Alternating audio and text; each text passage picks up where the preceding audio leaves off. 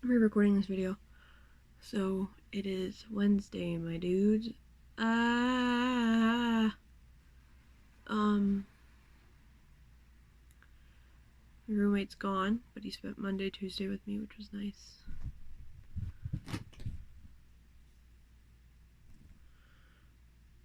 I have a final on Saturday, and I have a paper due tomorrow. It's almost done. I'm just finishing up my grammar and everything on it.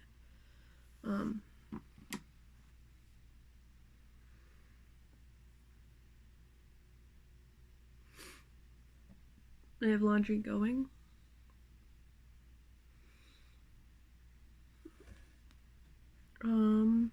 Yeah. I don't know what to really say. One of the things I kind of want to talk about is how the physical aspect that depression takes from me. I really don't like how that's sitting. My window's open if you're hearing anything. Lots of people, we talk about the symptoms, the physical symptoms of depression a lot, but it's not really known what they are. We always say like different things, and it can vary for different people. For me, it's a lot of different things where I get tired in and out. Like I can be sitting here and totally fine, and then I get exhausted, and it can be like 6 p.m. and I woke up at like 11, and exhaustion just hits me, and I can't do anything to keep my eyes open. I have to do anything I can to try and keep myself awake, which is usually cold water on my face. And then at night I can't sleep. So I'll be up until like 4 or 5 a.m. sometimes worse, just because I cannot sleep because I'm just not able. Like I can lay there and I just can't sleep. Last night I was up till 4 a.m. I shouldn't have been, but I was, because I couldn't sleep. I just couldn't. Another problem I have is pain. I have an injury in my lower back from falling down a set of stairs, and I find I have a lot of shoulder and back pain a lot of the time, which is not great. It's honestly, it's really bad. Like even now my back hurts. So I get a lot of back pain, and then I also have stomach issues where sometimes I cannot eat.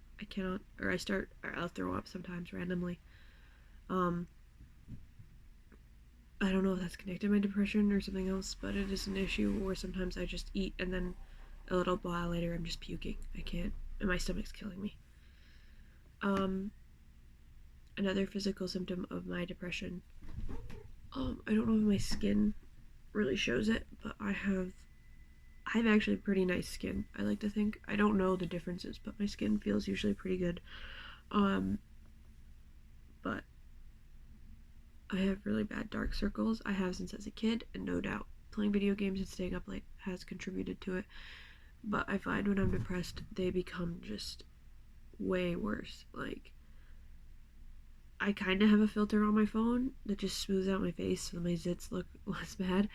But they're like, it gets bumpy. You can feel it underneath my eyes. It's really, really like, it looks like I got hit. Usually I'll try to conceal it because it's not something fun. I have very heavy set eyes. Like they're in there. Like my eyes are far set. Or whatever it is. But when I'm depressed, my my bags just become full on just suitcases.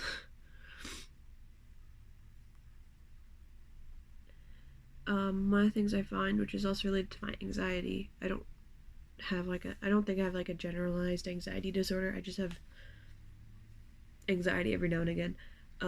Is one of the things I will do is I chew the inside of my lips, which maybe sounds weird. I chew the inside of my lips and my cheeks, and I will grab it and I'll just chew and chew and chew and chew I don't normally get enough that I get like cold sores or anything, but and it never hurts, but it is something kind of, I don't know if it's weird, but I don't think it's healthy. I've never had any problems with my mouth, but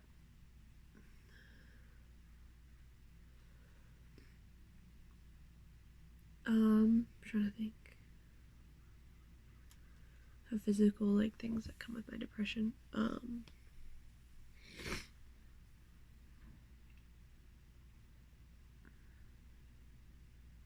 Can't really think of much else. It's really just really bad back pain, the inability to sleep, and then my dark circles. I don't know if I get more zits or less zits. My skin's been better, especially like my forehead's usually the place where I get zits a lot, and I get a few here, and I have, but like these are the two, but otherwise the rest of my skin feels pretty good. My under eyes are really bad. Oh, I don't know if it's not connected to my depression, but it is a contributing factor in my depression is I have chronic headaches slash migraines. It is a thing I inherited from my mother and my mother's side of the family. My mother has them.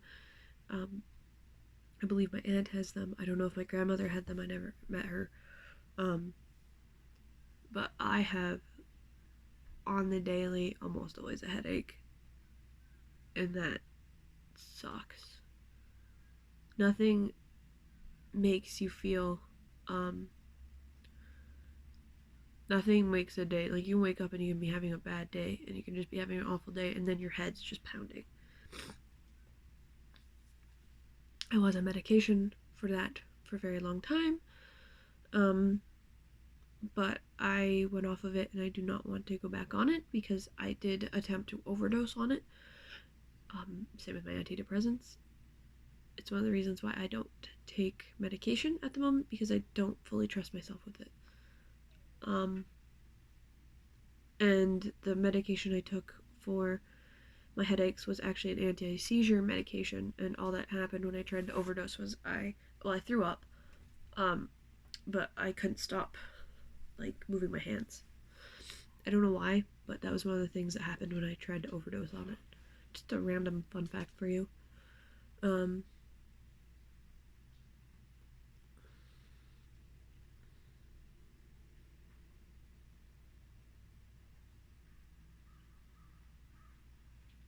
I hear people running. I've been trying to work out more. Since we're in quarantine, I have nothing else to do. I find that my depression makes it hard though, because it can be hard to try and better myself when you're convinced you can't be better, you know? And I'm trying to remind myself I can be better. Like, it's not, it's like, what's the point of being better? Like, nothing's gonna come of it. But I'm trying. I'm fighting that. I'm doing my best. I'm working out whenever my roommate's not here. I can't work out with people around me. I think it's because when I was a kid, my mom, when I was like 9 or 10, maybe younger, when me and my sister started to hit puberty, we gained a lot of weight. And my mom started taking us to curves, which, if you're a kid, feels kind of weird to be going, like, sending your kid to the gym. We'd go to curves with my mom, and we'd work out. I think that's kind of contributed to it, because now that I'm older, I'm like, people probably thought it was weird. I also just feel gross when I work out. I don't feel, like,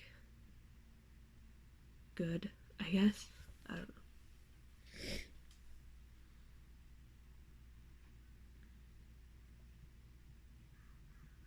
I don't know what to say about what I've been doing. I haven't relapsed again. I'm working on that. I need to contact my apartment building because my sink is broken. I've talked about that. I'm going to contact them and tell them that they need to fix it.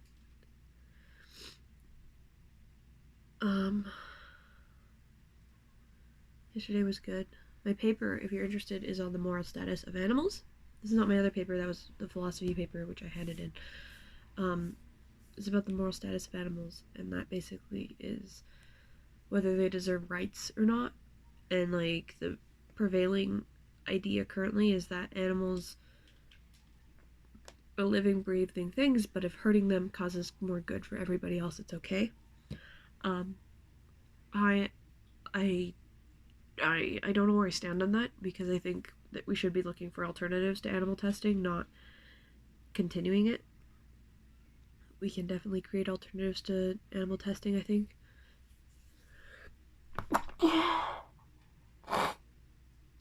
In the next few years. Sorry, I sneeze in my hands. I try not to, but I'm no one here and I'll go wash my hands after. I'm mostly just talking about the history of animal testing and where we get our ideas for moral status of animals, which goes back to the Bible and the idea that there's a hierarchy with animals at the bottom and humans at the top. And then I'm talking about how animals are treated. I really like rats. I always have liked rats. I think they're the cute little boys, and it makes me sad that lab rats are treated like just tools. Like, this is number 46. Pull it out. Okay, it's doing its test today. Write it down, put it back in its cage. No interaction. It's not treated very well. And they say that's to stop confounding variables and stuff like that.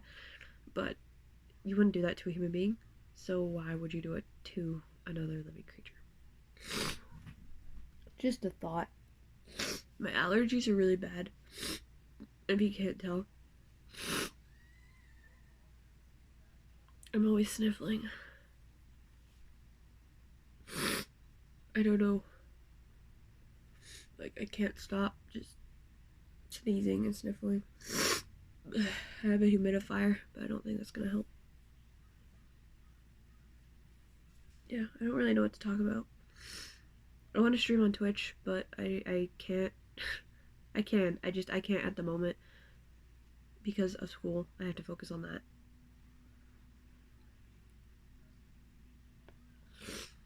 It's funny. Sunday when my roommate was gone, I was fine. Loneliness didn't creep in like it has now. Dorito! That was rude. But for some reason today, the loneliness is really setting in without him.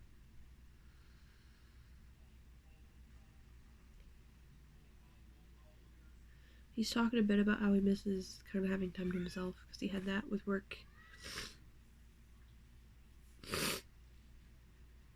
And I wish we could just switch places for like a week, and I could be the one leaving all the time. And he could see just how at first it's okay, and then it slowly just turns into this. We watched all of Gravity Falls, which was really good. I really liked it. It was fun and dumb and cute. I liked it. I'm traumatized. I've always known about Gravity Falls, but I always figured it was a show like My Little Pony or adults watch it, but they're all cringy. But I guess I was wrong. I should go. I have laundry finishing up, and I have to go get that. And I have to figure out lunch, and then take care of my two little heathens, because Bruce is getting too close to the window, and finish my paper. And then study for my final.